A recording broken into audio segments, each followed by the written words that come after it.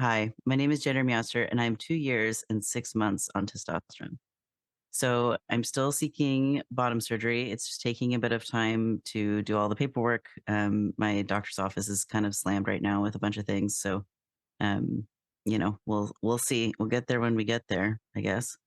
Um, but I'm still getting like I've started being gendered kind of consistently as male or masculine out in the world, which, I'm non-binary. I'm a they, them, not a he, him. But, um, you know, it's progress because people don't think I'm a girl. So that's cool. Um, I suspect the beard has a lot to do with it, to be honest, because it's now long enough that even when I'm wearing a mask, like it sticks out the bottom and over here on the sides. And so, I don't know. I think that's kind of helping with some of that. But I was just like, I was at the gas station a day or two ago, and the person was like, "Oh, here you go, sir. Like, have a good day, sir." And I was like, "What? This is so weird." I've never been in the Sir Club, and it's kind of weird to be in the Sir Club. I don't know if that makes sense.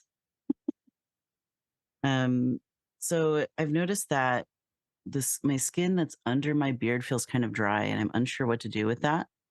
Like how to keep it moisturized, whatever. Like most of my life, I haven't needed a ton of like face cream or like lotion to moisturize my face because it's like, I don't know, fairly oily. But if I don't touch it, it doesn't get too oily. I don't know if that makes sense. Yeah, beard oils is a good idea. I actually have a beard growing oil that I use off and on, but it's a really strong peppermint, and I don't think my wife likes the smell of it. So I have to use it when she's going to be out of the room for a while. I wish it came in unscented. That seems really obvious to me, but I don't know. Maybe the peppermint helps with the growing.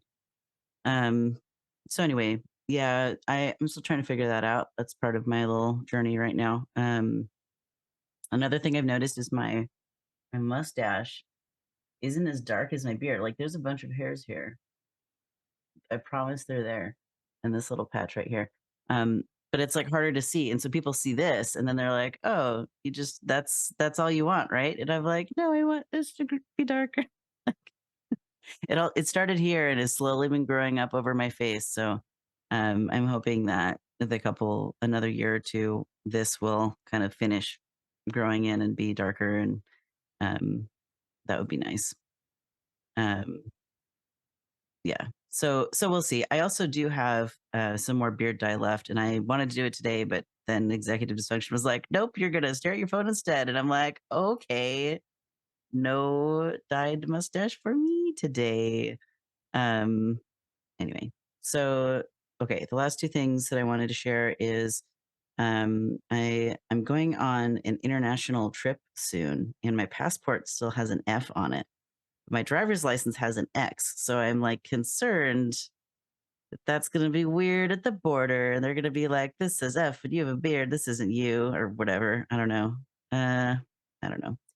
But I do have a driver's license, and I don't know. I mean, if you look at the dates that they expired, you can tell on the more recent one that it's later. I mean, I'll have my testosterone with me, so I'll make sure to bring the box that it comes in that has my name on it on the like HRT label. So if I have to show them like this is how this happened, then I can do that. But it's just, traveling with mixed documentation while trans is stressful. So I didn't remember that I should probably update that. I know that they have an X on the passport, but I don't know. Anyway, I've had other struggles with international borders in the past. So it's just an added layer. But I guess I mean I have crossed the border before, but that's when I was still kind of getting the ma'am and the sir in a more even mix, and now it's very much in the sir category. So I don't know. Um anyways, thankfully I have like 10 days to figure it out. Like if I try to go on my little trip and get turned away at the border and I have to wait 3 days or whatever, like uh I'll still be able to make the big event at the end of all of it that I'm hoping to go to. I'll just miss some fun, relaxing time with a friend. So anyways, the last thing that I wanted to share is I'm noticing that gender isn't quite like front of mind like it has been for the last 3 years. And I think part of that is because I'm starting to feel more kind of integrated and like correct, if that makes sense. Like I'm more like in my body.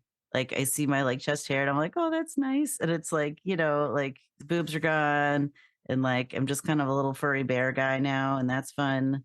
Um, and like friends have been listening to the podcast and telling me like, oh, your voice is like so much deeper now than like this episode with your mom I was listening to or whatever. And that's been really cool, to get that feedback that like my voice now sounds like my true voice to my friends that have known me since before I started HRT. And they're like, oh yeah, that wasn't you, but this is you. And I'm like, aw, that's nice. um but what is starting to be more in the forefront in my mind, I think, is disability and thinking about that and disability justice. And um, like I just got that wheelchair. What is it now? Three or 4 months ago now. I think it was back in June, early June, that I got that. Now it's September, so math goes here. June to July to August, September, 3 months. Um, And like people are asking me these really invasive questions like, what happened to you? And it's like, I'm not asking you about your medical trauma. Leave me alone. Like, I don't owe you an explanation. Um, and like yesterday, I like didn't get ready for a thing on time because I was watching this one Instagram account that had these reels about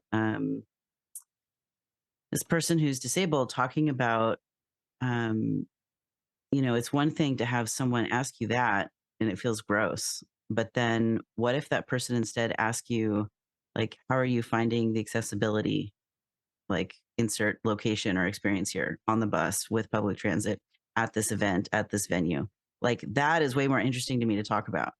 And when I heard that, I thought about there is one time I can think of that someone asked me that question in the last like since I got the chair in the last 3 months. And like I was able to say, like, oh yeah, like mostly it's great. Like people have been like prioritizing me and helping me like skip lines because it's awkward to go through them. But like at this one spot, like my wheel got stuck on the like metal thing that like helps people queue up in a line. I don't know if that makes sense. There's like the metal posts with the ribbons between them that people use to make queues. And so my wheel got stuck on one of those and I like turned in a circle around it and almost crashed into the ribbon on the back side of the ribbon because I was just stuck in a circle. So I was able to tell this person who was working at this event about it.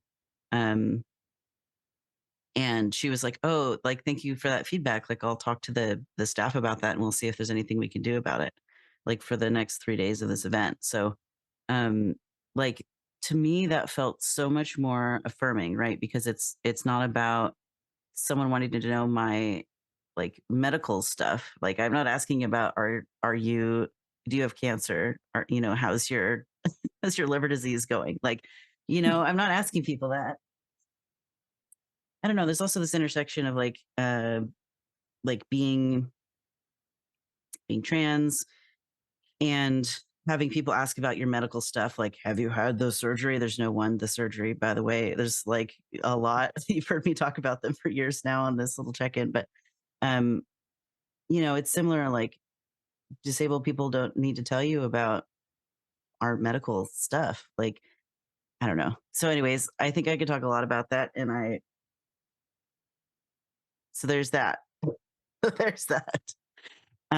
Yeah. So yeah, that's just kind of what I'm thinking about. I've had the opportunity the last couple weeks to work on a writing piece actually for a book. My friend is publishing an anthology about disability and transness and asked me to write an essay. And so I was actually up till 5 in the morning writing my essay. And so this thinking about the intersection of trans and disabled is like right here. So after the show, I get to edit that and submit it because it needs some editing.